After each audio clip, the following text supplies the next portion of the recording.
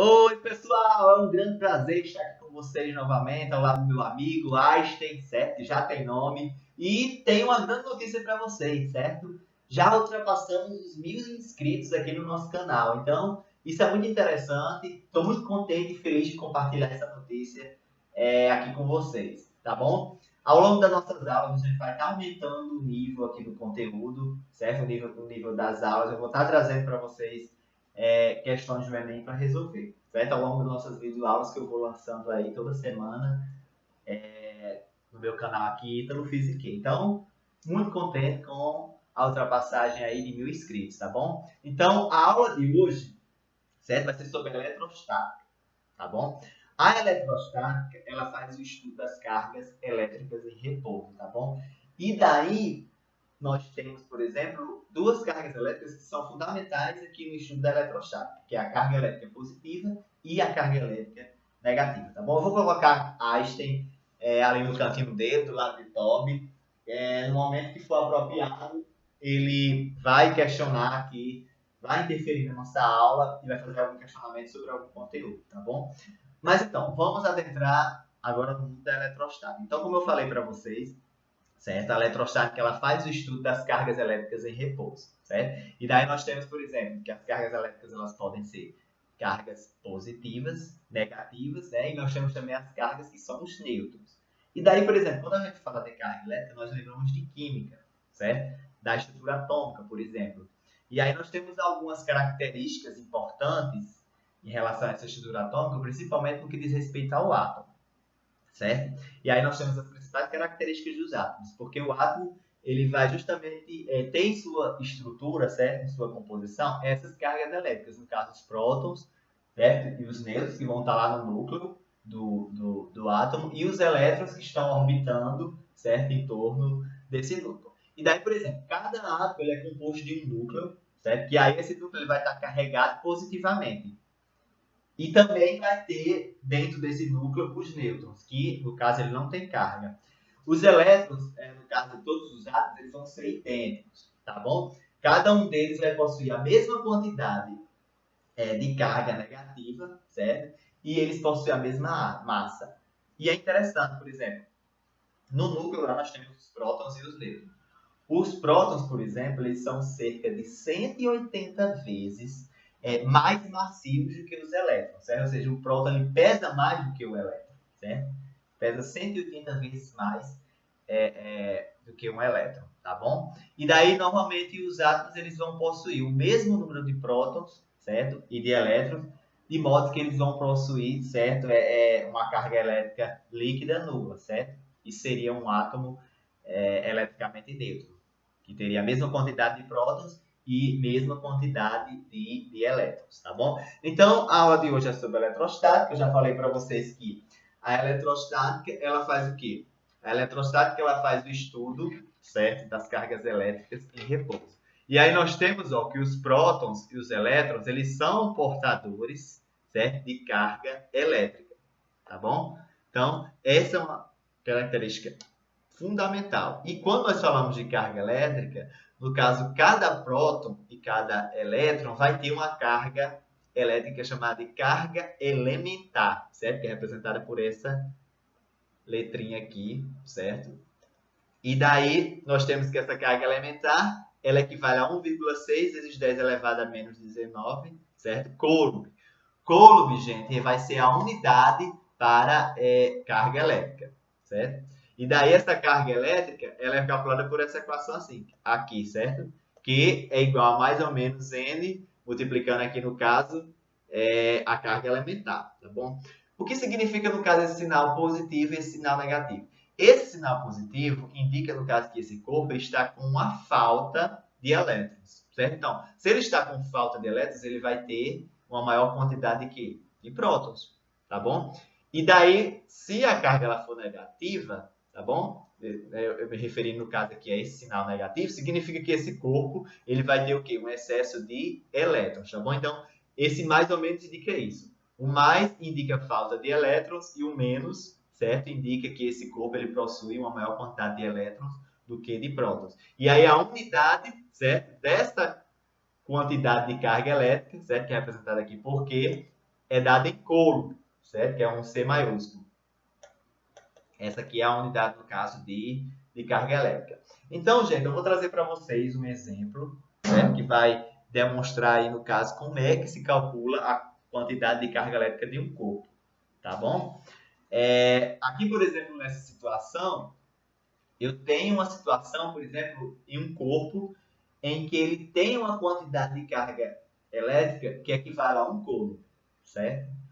Nesse caso, elétrons foram retirados desse corpo para que ele ficasse com a carga elétrica de um coulomb, já que essa carga é positiva. Então, se essa carga é positiva, significa que esse corpo ele possui um excesso de quê? De prótons, certo? Um excesso de prótons. Daí nós sabemos que a carga elétrica elementar equivale a 1,6 vezes 10 elevado a menos 19 coulombs. E eu quero saber, no caso, a quantidade de elétrons que foi retirado desse corpo. Eu quero saber quem é o Nzinho, certo?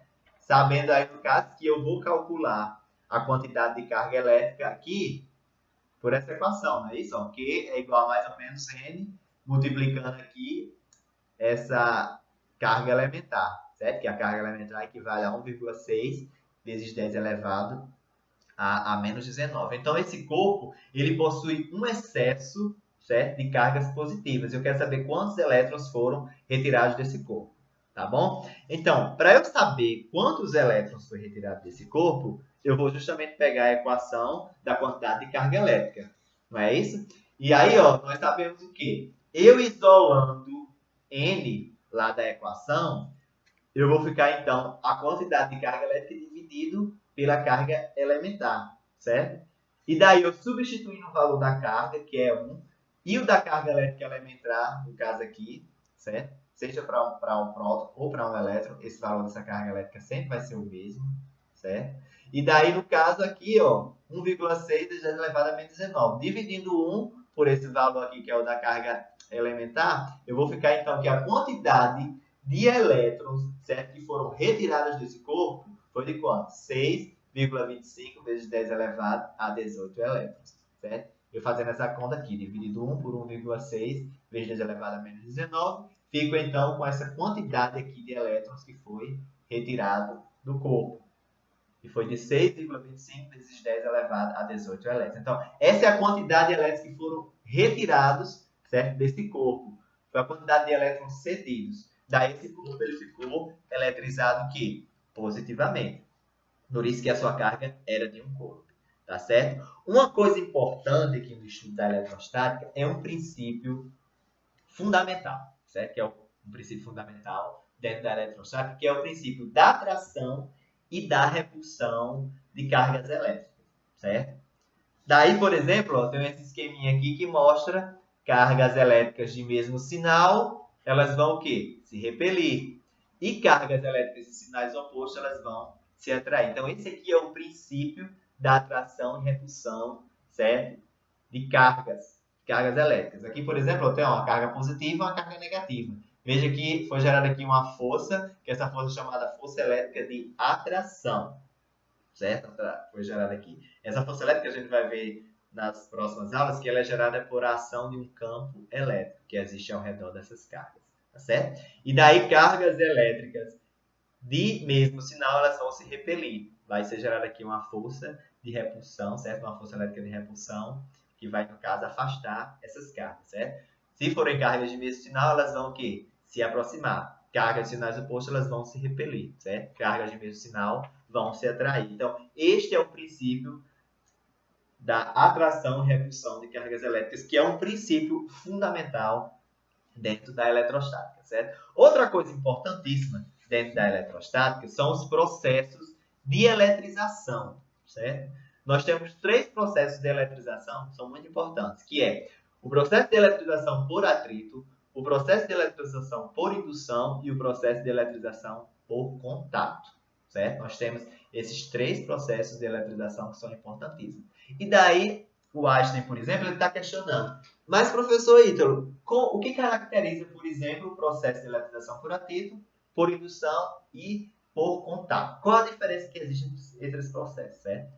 Então, no processo de eletrização por atrito, o que acontece? Você vai pegar 2 corpos que estão eletricamente neutros, certo? De naturezas diferentes.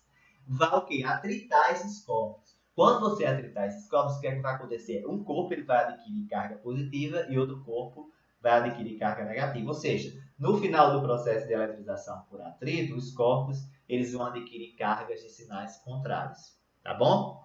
Já o processo de eletrização por indução, acontece o seguinte: você tem, por exemplo, um corpo condutor, certo? Que está preso ou fixo a um isolante, tá certo? E aí você aproxima desse corpo condutor, certo?